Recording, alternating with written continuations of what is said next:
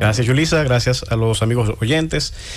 Miren, en estos días el tema principal ha sido el más importante, el más relevante, las declaraciones juradas. Todos los medios de comunicación, ese es el tema que están tratando. En los corrillos, por doquier, todo el mundo comenta que cuánto declaró el presidente, cuánto declaró el ministro administrativo, cuánto declaró el ministro de Agricultura o cuánto declaró el presidente saliente. Esto es una cultura que se inaugura muy positiva para el país y sobre todo para la administración de los fondos del Estado. En el pasado era un tema que pasaba desapercibido y los presidentes de la República, las autoridades llamadas a hacer cumplir estas disposiciones que obligan a una declaración jurada, se hacían de la vista gorda y simple y sencillamente por no existir en ese momento un régimen de consecuencias efectivo, pues simple y sencillamente dejaban pasar por alto esta declaración, no la hacían o la hacían de manera maleada o la manejaban o manipulaban. ¿Qué es lo que ha ocurrido? Y que veo y que evalúo de manera muy positiva en esta ocasión, es que hubo un cambio de la legislación. Un cambio de la legislación que ha obligado a una mayor transparencia en las declaraciones juradas del patrimonio de los funcionarios públicos. La anterior legislación, la ley 82-79, que data precisamente del año 1979, solamente establecía la obligación de una declaración y esa declaración bastaba con que se hiciera ante un notario público. Era una declaración que al fin de cuentas tenía amplios márgenes de discrecionalidad.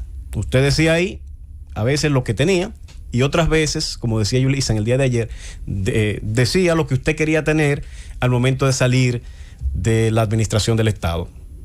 ¿Qué sucede? Esa ley fue modificada por la ley 311-14 y a raíz de esa modificación se incluyeron muchos elementos importantes y que son los que al fin de cuentas han generado, a nuestro juicio, esta atención pública en estas declaraciones juradas, este celo por el cumplimiento con la entrega de estas declaraciones juradas, pues conforme establece la ley, conforme al sistema que crea o implementa esta ley, efectivamente hace que sean más fidedignas. ¿Qué es lo que incorpora esta ley? Bueno, esta ley incorpora primero un procedimiento tecnológico en el proceso de declaración jurada que obliga a soportar todas los ingresos, todo el patrimonio que se dice tener. Entonces, ese sistema informático obliga a una primera declaración que se formula en línea. Se le genera a ese funcionario público un usuario y ese funcionario público por sí mismo, con la asistencia de personas, pues procede a ir declarando conforme a ese formulario el patrimonio que tiene. Usted tiene 2 apartamentos, bueno, lo incluye ahí, pero el sistema también le obliga a subir el justificante. Si usted dice tener un apartamento, si usted dice tener una casa de campo, no es solamente declararlo, tiene, conforme a esa nueva legislación y conforme a ese diseño que ha surgido a consecuencia de esa nueva legislación, que justificarlo. Usted dice tener también un ingreso de 350,000 pesos mensuales. Bueno, pues no es simple y sencillamente declararlo, tiene que justificarlo. Usted dice tener en una cuenta bancaria 3 millones de pesos. Bueno, pues usted tiene que probarlo, cosa que no ocurría anteriormente, pues la ley solamente le exigía, la ley 82-79 solo le exigía una declaración notarial sin ningún tipo de justificante. Entonces, ahora lo que se declara hay que probarlo. Y esa es la primera parte, una declaración que se hace en línea. Y luego esa declaración que se hace en línea con los debidos justificantes debe producirse de manera presencial, acompañándolo ese expediente, ese formulario que se imprime y que luego las firmas son legalizadas por un notario, deben también anexársele los justificantes. Cuando se entrega esa declaración jurada con sus justificantes, la unidad de análisis verifica si efectivamente todo lo que se dice tener, todo lo que ese funcionario o exfuncionario dice tener, debe ser debidamente justificado. Si no lo tiene, no se admite, no se acepta, no se recibe de manera formal y por tanto no se descarga ese funcionario de esa responsabilidad. ¿Qué otra cosa tiene esa legislación? Que obliga también a declarar el patrimonio común que se tiene con su esposo o esposa o pareja consensual. Ese patrimonio común también tiene que ser declarado porque en muchos casos era también una forma de evadir la vigilancia pública, el poner los bienes a nombre de la pareja. Entonces, esa práctica se elimina de acuerdo a esta nueva legislación. También esta legislación establece un régimen de consecuencias para el incumplimiento de la declaración jurada en tiempo oportuno de manera tardía o el falseamiento de la información que se declara. Y eso es sumamente relevante. Establece sanciones penales para aquellos funcionarios que osen alterar la verdad al momento de declarar su patrimonio. De manera que si falsifican algún tipo de certificación de ingresos, algún tipo de documentación para decir que tienen un patrimonio que no tienen, esto tiene una consecuencia penal. Ahora bien, ¿para qué todos estos requisitos? ¿Para qué son estas declaraciones públicas de patrimonio? Para nosotros alegrarnos la vida o simple y sencillamente saber cuánto tiene el primer mandatario o cuánto tenía Danilo Medina. No, todo esto va en el sentido de la transparencia en la administración del Estado.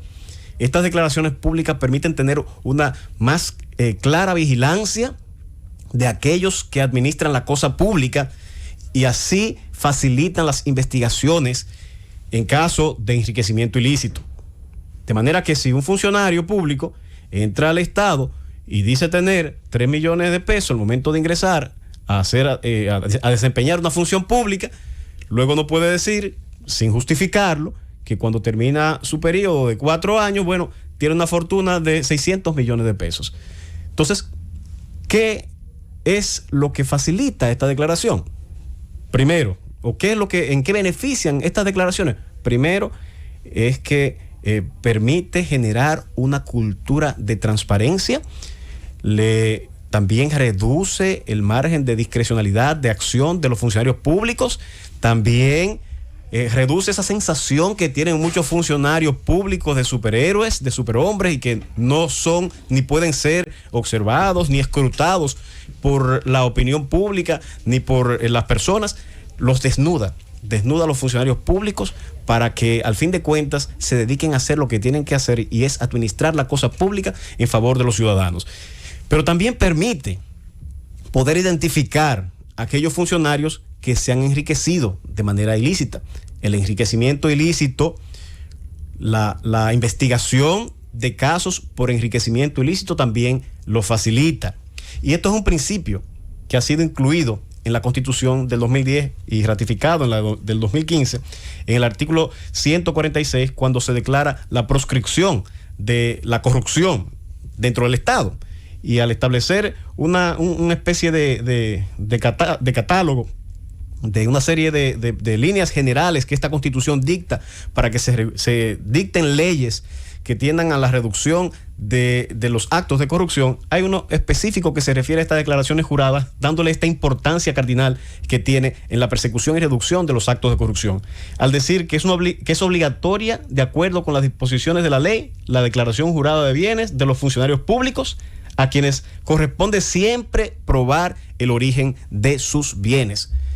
De manera que es la misma Constitución que manda a que se hagan estas declaraciones públicas como una forma, como una herramienta, como una técnica para que se proscriba la corrupción del Estado. Y esto es beneficioso para los ciudadanos, es beneficioso para la buena administración de los bienes públicos y para la reducción de la corrupción. Ahora bien, eso no se puede quedar ahí.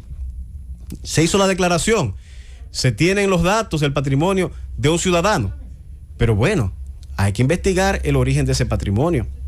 Y esta ley le da amplias facultades a las autoridades para que se investigue. El secreto bancario, por ejemplo, no se aplica en el caso de los funcionarios públicos. De manera que si hay alguna duda respecto a alguna de las declaraciones, los funcionarios a cargo de recibir estas declaraciones pueden requerir a los bancos sin mediar ningún tipo de solicitud especial a los tribunales la información requerida. Puede requerir a la superintendencia de bancos esta información y la superintendencia está obligada a hacer los requerimientos de lugar a las entidades bancarias, así también impuestos internos y todas las demás entidades están obligadas a dar esta información. ¿Dónde está el problema? y ya para finalizar y concluir nuestro comentario, que hay una oficina creada también por esta ley, que es la Oficina de Prevención, de Evaluación y Fiscalización del Patrimonio de la Función Pública, que es la llamada a verificar que ese patrimonio que se declara, o ese tanto a la salida como a la entrada al gobierno, sea un patrimonio real y que efectivamente no hubo un enriquecimiento indebido. Esa oficina aún no ha comenzado a funcionar en la manera que se espera. Por igual, la Procuraduría General de la República, que también tiene una responsabilidad especial en la persecución, o es la responsable de la persecución de los crímenes y delitos, y en especial en este caso, del enriquecimiento ilícito, de falsedades en las declaraciones, también tiene que asumir con la entereza debida para que esta cultura de transparencia que ya de manera bastante efectiva se está teniendo en la República Dominicana, tenga la efectividad que todos esperamos y que se traduzca en la reducción de la corrupción.